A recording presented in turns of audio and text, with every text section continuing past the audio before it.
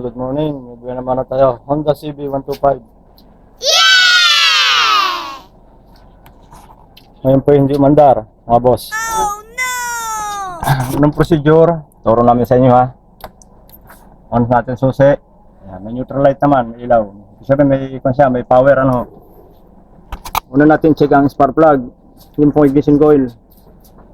Tanggalin nyo lang yung pipa. Ito yung pipa, tanggalin nyo. Natin kung may kuryente, kick natin.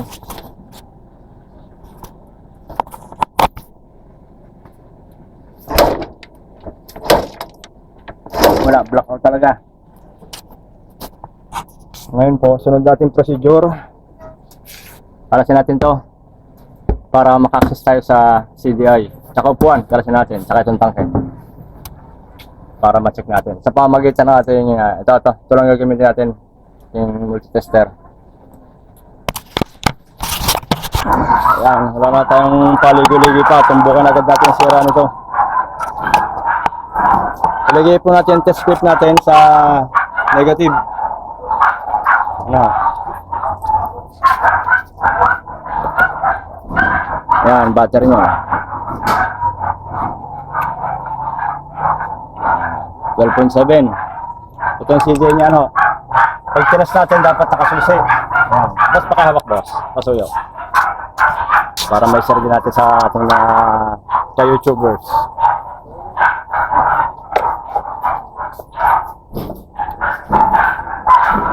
Tanggalin po natin yung socket ng CJ niya. Tapos CJ niya. Original po ito. Hinahanap natin positive. Sundutin natin yung pula na may itim. Lahat may kuryente ito. Ayan, meron.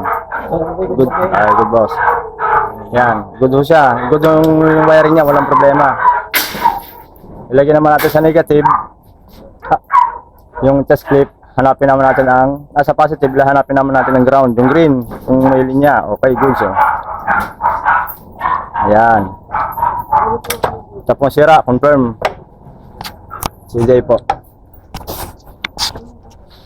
Ito natin, kabubukasan ng ating ng shop na bossing ay natin kung may stock dito ng CBI ng CB125.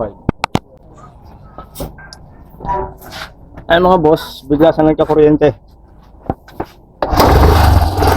Ayan o. Boss, pasalinator nga boss. Pasalinator nga. Ayan. Pero pag ginalaw siya, namamatay yun o. Ayan o. Sakit, ang sira. Papalit natin sakit. Buti sakit lang.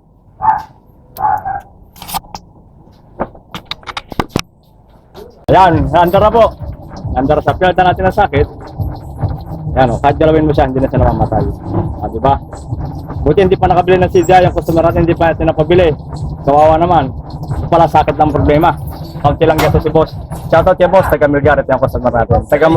Taga munisipyo ito, dito sa Nauhan, tatrabaho. Ayan, salamat mga boss. Kung nagustuhan yung video, sana paki-like naman po. Comment na rin po kayo. Mga sa ganyan.